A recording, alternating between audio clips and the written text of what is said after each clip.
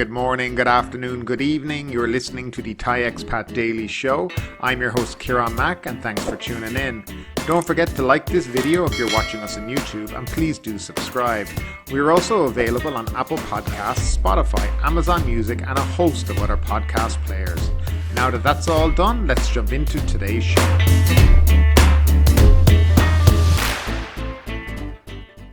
Well, good morning. Today is Thursday, the 20th of January 2022, and we will start off with the nationwide daily COVID report. The country registered 12 more COVID-19 fatalities and 7,122 new cases during the previous 24 hours, the Public Health Ministry announced on Wednesday morning. This compared with 18 coronavirus-related fatalities and 6,397 new cases reported on Tuesday morning. There were 6,950 local cases and 172 imported ones. On Tuesday, 7,460 COVID-19 patients were discharged from hospital after recovering from the virus. Now, as we said, 7,122 confirmed cases, and there was approximately 1,999 probable cases by way of ATK testing. We also had 12 deaths. 172 cases were from abroad, and out of the 81,602 patients, 40,528 are in hospital. There are 511 in a serious condition and 113 on ventilators. Now, Chonburi Public Health Office is reporting 506 new cases and no deaths. Most new cases were in Chonburi, 56, Sriracha, 94, and Ban Lamung, Pattaya area, 256 cases. There are now 6,628 patients in care there. And in Phuket, the Phuket health officials were reporting 567 new cases, out of which 475 are local and 92 are from abroad. There were no reported deaths, and there are now 4,147 people in care in Phuket province. And moving along to the first story of the day, Anutin looks to delist pot. The Public Health Ministry will on Wednesday propose to totally delist cannabis from the narcotics list, paving the way for households to grow the plant legally.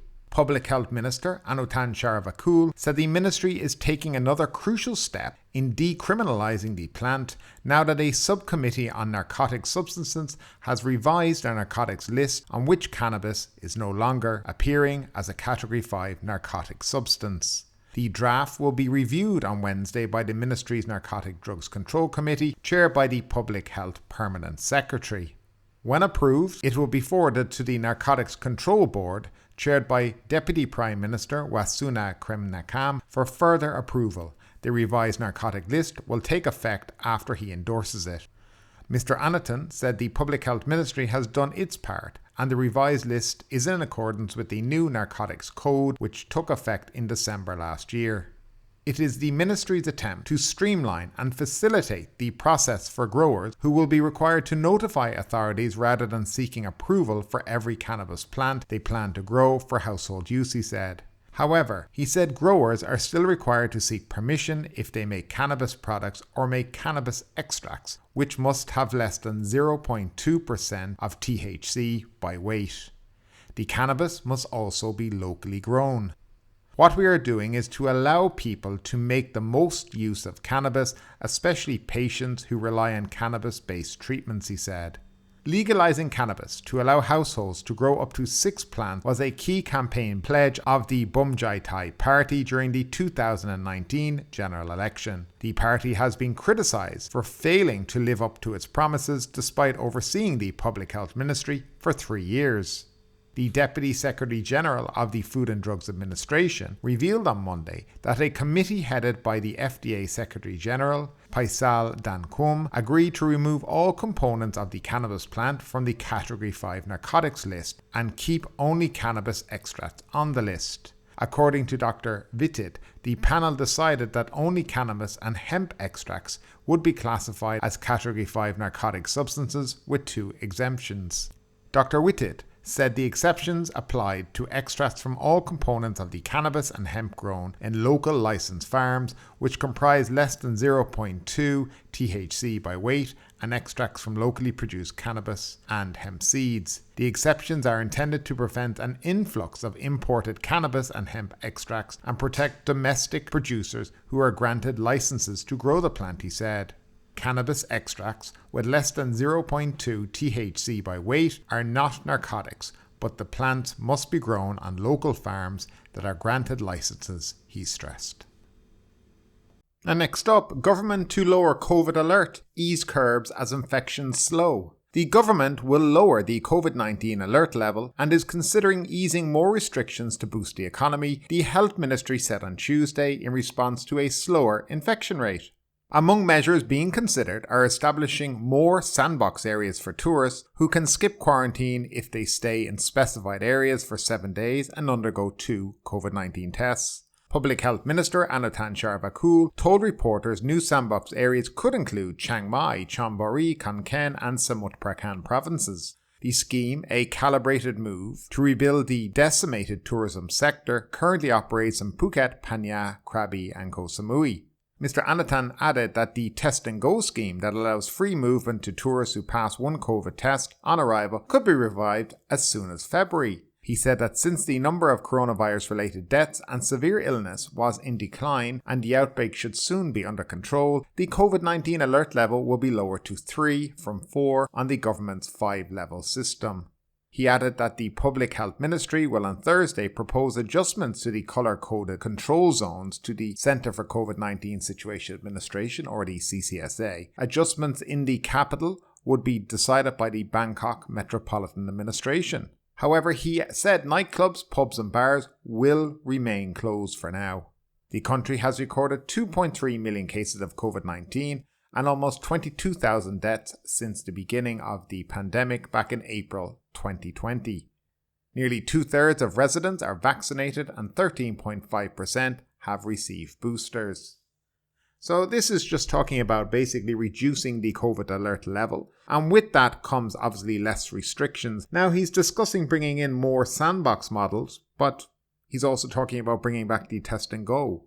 So that to me doesn't really sit and kind of go together very well. There's no point bringing back a sandbox model for a week or two, especially with the amount of work that goes into organising all this to bring back then the test and go program and scrap all these sandbox areas. Now, I know the sandbox is pretty much for everybody and the test and go is restricted to about 60 countries. But let's be honest, the majority of people coming in, with the exception of Russia, are coming from those 60 approved countries. Now, I've no idea why Russia has not been placed on this approved list of countries after the last couple of months. I mean, at this stage, if everybody is vaccinated and everybody's getting tests, what is the need for a list? Especially when there's countries like the UK and the USA where there's very high levels of COVID in those countries. It just doesn't really make that much sense. I think test and go should be open to everyone as long as you're fully vaccinated and you're prepared to follow the rules that they set. Now, that's just my opinion on the whole issue. If they, of course, are going to have a test and go program. At the end of the day, I would be very happy if they just swung the doors open and, started to get back to normal. But we know that's not going to happen for quite a while. So the test and go program, of course, will be the model that they will look to bring people into the country. Now, it was somewhat successful during November and December. About 350,000 people came in under the program. Not too bad, I guess, for reopening your borders during the middle of a pandemic. But again, when the government talk about introducing more sandboxes and test and go at the same time, they're kind of giving out strange signals to people. And at the moment, as I've said many, many times, airlines, tourists, hospitality companies, travel agents from abroad, they need to have confidence in what you're doing. And to me, the best thing to do in all this situation is to have your discussion behind closed doors. Stop talking about it. And this is really to the ministers within the government. Stop talking about it. Make your decision. Have clear, concise facts about what you're going to do. So you can make an announcement. You have all the details that day to give. And then you make your announcement. But all this talk, we might do this, we might do that. It's not helpful in the tourism industry. And it seems at this point, based on a lot of what I've read over the last few days, the tourism industry is what they are basically aiming to revive their economy. So they need to think, I think, a lot clearer about what they're doing and the messages that they're sending out to, different sectors of the hospitality industry. But we have another story about this coming up later on the show, and we'll move along to our next story right now. And speeding along, Thailand expects high-speed rail with China to begin service in 2026. Thailand expects the first leg of an 873-kilometre high-speed railway connecting it to China to begin operation in 2026, a senior official said on Tuesday, 3 years later than planned. Phase 1 links the capital Bangkok to the city of Nakhon Ratchasima, about 200 kilometres away. Phase 2 then connects Nakhon Ratchasima with Nong Khai, bordering Laos, about 330 kilometres further north. The second phase is currently under environmental assessment and is expected to begin service in 2028, said Government Deputy Spokesman Thairilisi Charnvirakul. The project comes under China's ambitious Belt and Road Initiative, which aims to link the world's second largest economy by land corridors and sea links to Southeast, Central and South Asia and Central Asia, and with maritime routes opening up trade with the Middle East and Europe. In early December, a rail link between Laos and China began operations. Trade at the Thai-Lao border that month reached 6.9 billion baht, compared to 4.6 billion baht in December 2020, the spokesman said. Thai and Chinese state firms signed agreements worth 5.2 billion baht for the project in 2017, but saw delays over disagreements on design, financing and technical assistance. And next up, the Cabinet approves plan to attract long-stay foreigners to Thailand. The Thai Cabinet has approved in principle 2 ministerial announcements aimed at attracting 4 specific groups of foreigners to stay in Thailand for up to 10 years in the hope that they spend their wealth, invest or make use of their special skills for the development of the Thai economy. Now, according to the Deputy Government Spokesperson, Dr. Rachada Dandarek, the people to be targeted by the Thai government are the wealthy people or pensioners, professionals who want to work from Thailand and highly skilled professionals. All these people will be granted long-term residence visas, which are good for 10 years, but must be extended after the 5th year of their stay in the kingdom, with the extension period to last for only another 5 years. Those who believe they are in one of these groups can apply for a qualification certificate by providing evidence and relevant documentation to prove their status with the Thai Board of Investment or Thai embassies and consuls abroad. Those who obtain the certificate can apply for long-term residence visa for up to 10 years for themselves and their escorts. The visa fee is 10,000 baht per year for each applicant. They will be required to report to authorities once a year to confirm their place of residence. With these certificates, foreign professionals who want to work from Thailand and highly skilled professionals can apply for a work permit as a special case for economic development.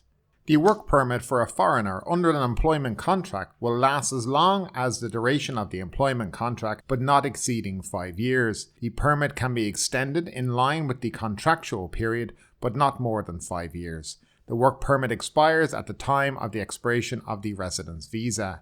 Those who do not comply with the requirements may be disqualified. The visa type can be changed in accordance with immigration rules.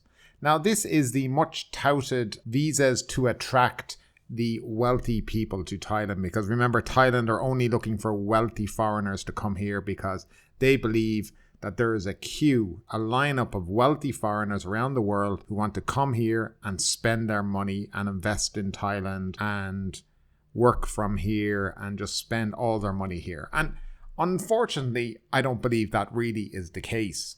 Now, I am sure that whatever it says in this article or what the government publish, it'll be 50 times harder to apply for it when it's time to apply. The idea that you have to prove that you're part of this group may not be as easy as it seems, because I'm sure they are only looking for the richest of the rich to come to this country so they can spend their money, leave it all here and then head off with themselves. I'm not quite sure. At the end of the day, I think a lot of people who live in Thailand, who've lived here for 5, 10, 15, 20 years will find this quite insulting, especially married people who've brought up their families here for many years and, contributed to the economy and the country and who live on a year-by-year visa. Now, another thing to bear in mind will be, of course, the speed at which the government can change their mind on anything. So you may be one of these rich people who come here and you've invested your money and your time under a certain scheme, and you may find that 2 years down the line, they pull the rug under your feet and they've cancelled it, and then you're left also in limbo. So that's another issue that would need to be ironed out. This needs to be nearly contracted with people, because I think they did it with the elite visa once before. They had it and they scrapped it and then they brought it back again, and there was no refund of any kind of fees or anything. I think it was back in the early 2000s. So yeah, these things can happen. So you have to bear in mind that, this may be this government's idea and it could be scrapped when you have a new government. Who knows? So yeah, this is also something very much to keep in mind. But I wonder what you guys think about it. Do you think this is going to attract a lot of rich foreigners to Thailand, or do you just think it's a whole lot of nonsense? It's probably not going to do very much other than end up insulting half the expats that actually do live in the country. I'd love to know your opinion, as always, down below in the comments section. Now, coming back to a story that we touched on at the beginning of the show, the ministry pushes for the Test and Go to be reinstated. The expected resumption of the Test and Go tourism scheme in February should allow the country to attract at least 8 million tourists this year, says the Tourism and Sports Ministry. Tourism and Sports Minister EP151 Ratchapakan said the ministry plans to push for the resumption of the quarantine-free Test and Go scheme next month, as this proposal is scheduled for discussion at the CCSA meeting, which is today, I believe. Yes, it is. He said the public should be confident about the country's reopening to vaccinated tourists because the Public Health Ministry is capable of containing an outbreak, as the number of new infections stabilised at 7,000 to 8,000 for 14 days after the New Year holiday. Moreover, the number of patients with severe symptoms remain low, with a fatality rate at only 10 to 20 per day. Concerns about the severity of the Omicron variant have tempered, said Mr. EP151. He said each major tourism province has to prepare hotel isolation for asymptomatic tourists who test positive, while tourists have to undergo 2 RT-PCR tests. Tourism is the engine that can revive the overall economy the fastest. It is important to resume travel activities, which have slowed down since the suspension of the Test and Go scheme, he noted. He said tourism might generate nearly 1.3 trillion baht this year, with the domestic market contributing to about 160 million trips and 800 billion baht in revenue. Mr. EP151 said, while 5 to 15 million international arrivals is the target this year, 8 million appears the most likely, generating 480 billion baht. The resumption of Test and Go in February still allows enough time to reach the 8 million arrivals this year, he noted.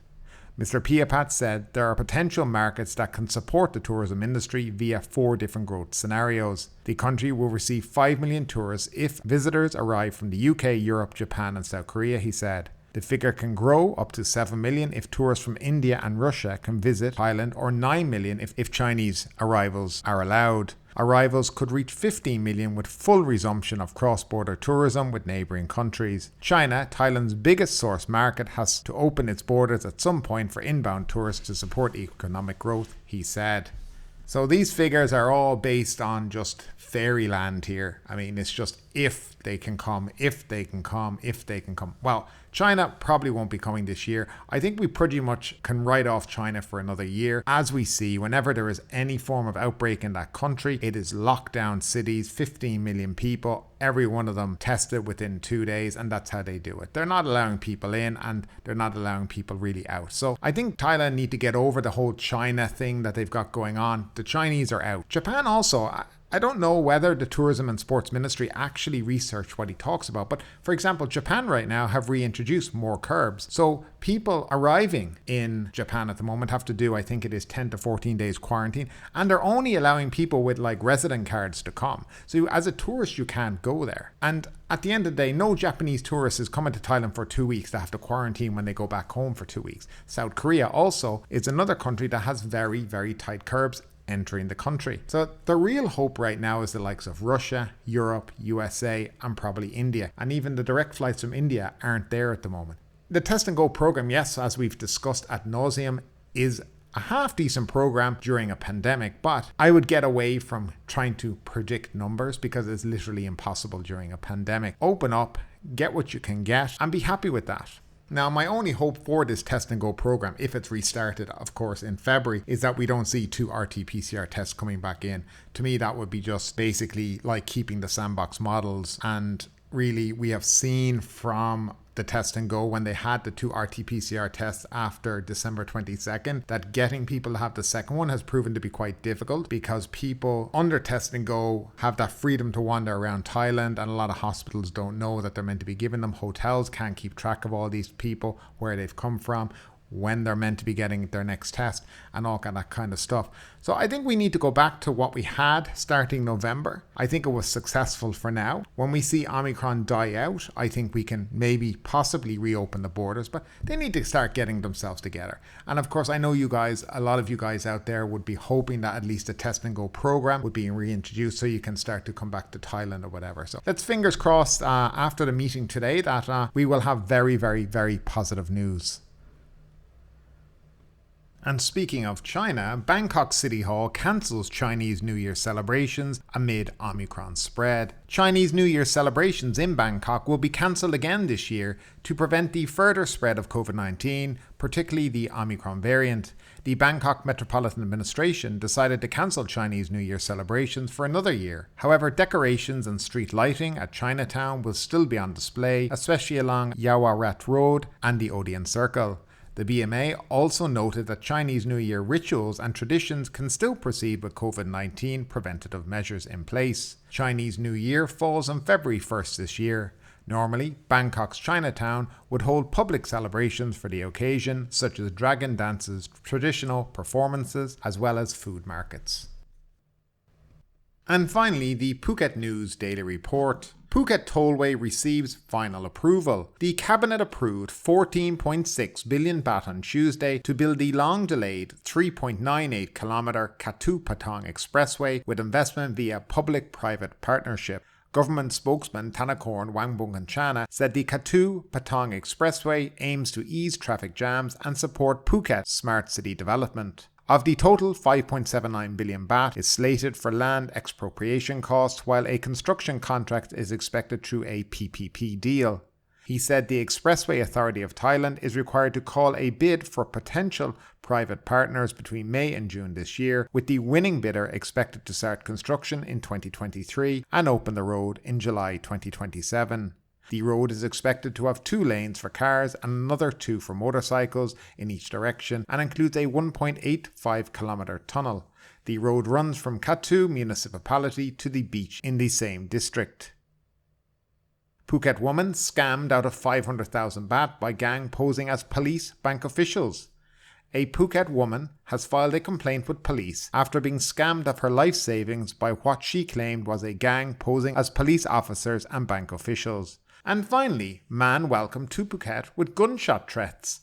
Police have charged a man for intimidating a new resident behind the Thairu shrine by confronting the new resident and firing a handgun and pump-action shotgun into the air, reportedly a total of 30 times.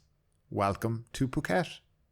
But ultimately, with this story or anything else that stood out to you today, I'd love to know your thoughts in the comments down below. Because yes, this is a news show, but it's also a conversation. Now keep that conversation going. Make sure you like this video, subscribe to the channel, share the video, and do all the good stuff that does help that YouTube algorithm. But ultimately, my name is Kieran Mack. You've been listening to the Thai Expat Daily Show, and we will see you next time.